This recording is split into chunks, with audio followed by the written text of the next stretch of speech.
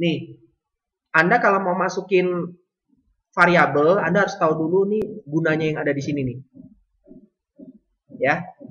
Nah, ini yang kadang-kadang nggak usah disalin. Nih, saya jelaskan satu aja. Pointer itu tujuannya untuk ngapain? Kalau yang saya gampang ingatnya, pointer itu untuk menunjuk, ya, penuding.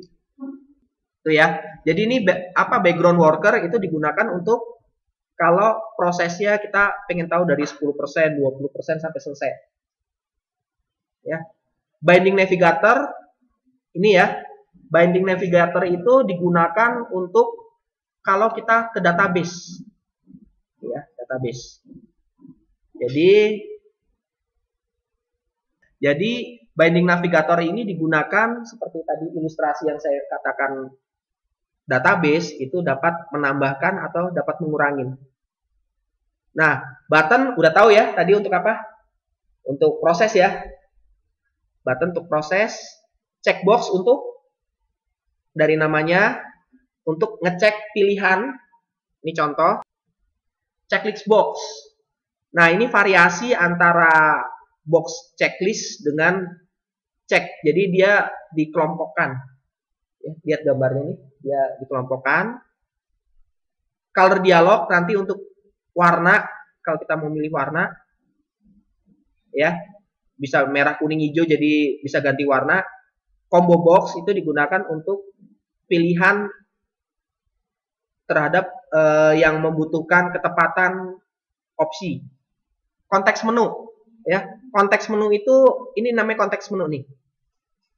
Klik. Nah, jadi menu-menu yang ada tingkatannya nih. Jadi Anda kalau pengen bikin program yang profesional nanti kayak Windows atau lain-lain, ini namanya konteks menu. Ya. Nah, habis konteks menu, data grid itu untuk menampilkan tabel, ya, tabel. Jadi ya, dataset itu digunakan untuk ngeset database dari Excel atau Access atau nanti SQL ke dalam C# Anda. Ini juga keren nih, datetime picker itu untuk mengambil tanggalan. Jadi kalau kita nulis tanggalan kan suka ngaco tuh, bisa 25 November, 25 Nov 2013 atau 25 bulan 11 2013. Takut salah kan? Nah, nanti kita gunakan saja datetime picker. Directory ini untuk melihat isi hard disk. Kayak gini nih contohnya. Nah, ini directory namanya. Oh, directory kerjaan, directory konsep pemrograman. Kita nanti bisa lihat kayak gini. Ya, ada directory, ada domain. Domain juga untuk melihat apa? Itu Anda bisa baca. Dapat melihat pilihan-pilihan dengan diklik.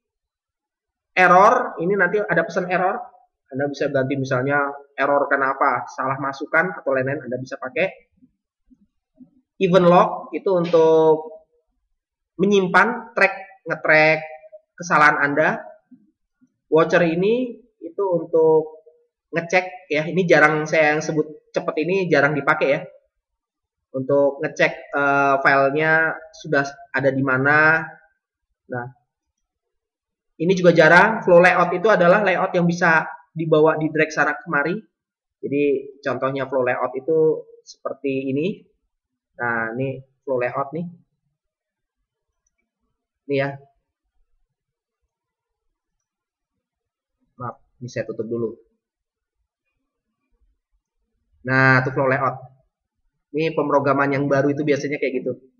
Ya, jadi layoutnya nanti bisa diganti-ganti. Ya. Nah, masuk lagi ya. Nih. Ini folder browser. Pernah lihat kan kayak open file kan? File, open. Nah, nanti dia masuk ke open browser. Ya, yang penting-penting. Font dialog ini untuk urusan font nanti. Group box itu untuk nge-group. Ya, ini untuk help. Nggak penting nih, scroll bar penting untuk ngegeser sana kiri. Ini untuk gambar, yang urusan gambar-gambar, image list.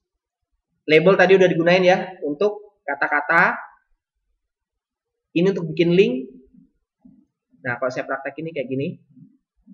persis kayak button, hanya bedanya kalau button kan kotak ya, kalau link itu nggak kotak ya. Nah ini saya bahas lagi yang penting-penting. Mana nih link, saya lewat deh beberapa nih yang penting aja ya. Nah ini penting, nanti open file dialog itu untuk buka file ya, ini penting. Terus panel ini penting juga, kita mau buat supaya menu kita rapi, nanti di sini pakai panel-panel. Ini untuk ngeprint, bagi yang nanti mau nyetak hasil. Ini untuk ngeprint, ya. Ini yang untuk milih, tapi bentuknya kotak-kotak nih. Nah, kayak gini menunya, pilihan 1, pilihan 2, pilihan 3. Nah, terus text box. Nah, yang bisa input macam-macam nih. Ini kita input di sini. Ya, yang penting-penting mana lagi nih? Sama open file sama save.